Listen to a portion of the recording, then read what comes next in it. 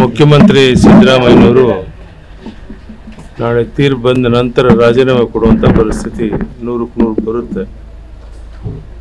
ಆ ತೀರ್ಪಿಗೆ ಮುಂಚೆನೇ ಗೌರವಯುತವಾಗಿ ರಾಜೀನಾಮೆ ಕೊಡೋದು ಒಳ್ಳೆಯದು ಅಂತ ನಾನು ಒಂದು ಸಲಹೆ ಅವ್ರಿಗೆ ಕೊಡ್ತೀನಿ. ಏಕೆಂದರೆ ಅವರು ಮಾಡಿರುವಂಥ ಎಲ್ಲ ಹಗರಣಗಳು ಸಾಬೀತಾಗಿರೋದ್ರಿಂದ ಅದರಿಂದ ಯಾವುದೇ ಕಾರಣಕ್ಕೆ ತಪ್ಪಿಸ್ಕೊಳ್ಳೋಕೆ ಸಾಧ್ಯ ಇಲ್ಲ.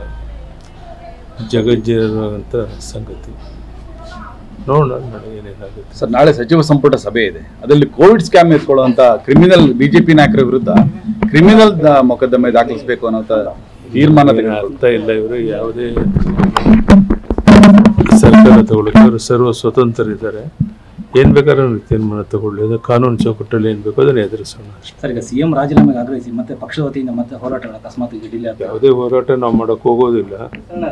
ಆಗಲೇ ಒಂದು ರೀತಿಯ ಅಂತಿಮ ಹಂತಕ್ಕೆ ಬಂದಿರೋದ್ರಿಂದ ಸಹಜವಾಗಿ ಅವರು ರಾಜೀನಾಮೆ ಕೊಡುವಂಥ ಪರಿಸ್ಥಿತಿ ಬರುತ್ತೆ ಅನ್ನುವಂಥದ್ದು ಎಲ್ಲರ ಅಭಿಪ್ರಾಯ. ಈಗ ಮತ್ತೆ ಹೊಸದಾಗಿ ಬೇರೆ ಒಂದಷ್ಟು ಜನಕ್ಕೆ ಪ್ರಾಸಿಕ್ಯೂಷನ್ ಮತ್ತೆ ರಾಜ್ಯಪಾಲರು ಮತ್ತೊಂದಷ್ಟು ಜನ ಸಚಿವರಿಗೆ ಸಂಬಂಧಪಟ್ಟಂತೆ ಪ್ರಾಸಿಕ್ಯೂಷನ್ ಎಲ್ಲ ನೋಟಿಸ್ ಕೊಟ್ಟಿದ್ದಾರೆ. ಏನೇನು ಮಾಡ್ತಾರೆ ನೋಡೋಣ. ರಾಜ್ಯಪಾಲರಿಗೆ ಬಿಟ್ಟು ನಾನು ಊಹೆ ಮಾಡೋಕ್ಕಾಗೋದು. ಧನ್ಯವಾದ, ನಮಸ್ಕಾರ.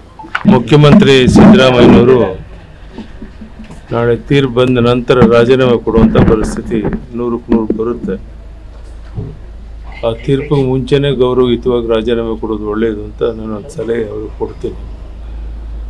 ಏಕೆಂದರೆ ಅವರು ಮಾಡಿರುವಂಥ ಎಲ್ಲ ಹಗರಣಗಳು ಸಾಬೀತಾಗಿರೋದ್ರಿಂದ ಅದರಿಂದ ಯಾವುದೇ ಕಾರಣಕ್ಕೆ ತಪ್ಪಿಸ್ಕೊಳ್ಳೋಕೆ ಸಾಧ್ಯ ಇಲ್ಲ. ಜಗಜ್ಜೀರಂಥ ಸಂಗತಿ. ನೋಡೋಣ ಏನೇನಾಗುತ್ತೆ. ಸರ್, ನಾಳೆ ಸಚಿವ ಸಂಪುಟ ಸಭೆ ಇದೆ. ಅದರಲ್ಲಿ ಕೋವಿಡ್ ಸ್ಕ್ಯಾಮ್ ಎತ್ಕೊಳ್ಳುವಂತ ಕ್ರಿಮಿನಲ್ ಬಿಜೆಪಿ ನಾಯಕರ ವಿರುದ್ಧ ಕ್ರಿಮಿನಲ್ ಮೊಕದ್ದಮೆ ದಾಖಲಿಸಬೇಕು ಅನ್ನೋ ತೀರ್ಮಾನ ಅರ್ಥ ಇಲ್ಲ. ಇವರು ಯಾವುದೇ ಸರ್ಕಾರ ತಗೊಳ್ಳಕ್ಕೆ ಅವರು ಸರ್ವ ಸ್ವತಂತ್ರರಿದ್ದಾರೆ. ಏನ್ ಬೇಕಾದ್ರೂ ತೀರ್ಮಾನ ತಗೊಳ್ಳಿ. ಅದು ಕಾನೂನು ಚೌಕಟ್ಟಲ್ಲಿ ಏನ್ ಬೇಕು ಅದನ್ನ ಎದುರಿಸೋಣ ಅಷ್ಟೇ. ಸರ್, ಈಗ ಸಿಎಂ ರಾಜೀನಾಮೆಗೆ ಆಗ್ರಹಿಸಿ ಮತ್ತೆ ಪಕ್ಷದ ವತಿಯಿಂದ ಮತ್ತೆ ಹೋರಾಟಗಳು ಅಕಸ್ಮಾತ್ ಯಾವುದೇ ಹೋರಾಟ ನಾವು ಮಾಡಕ್ ಹೋಗೋದಿಲ್ಲ.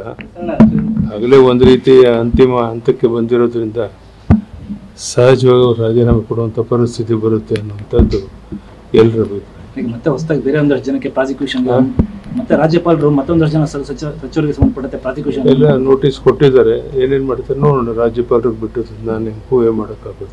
ಧನ್ಯವಾದ, ನಮಸ್ಕಾರ.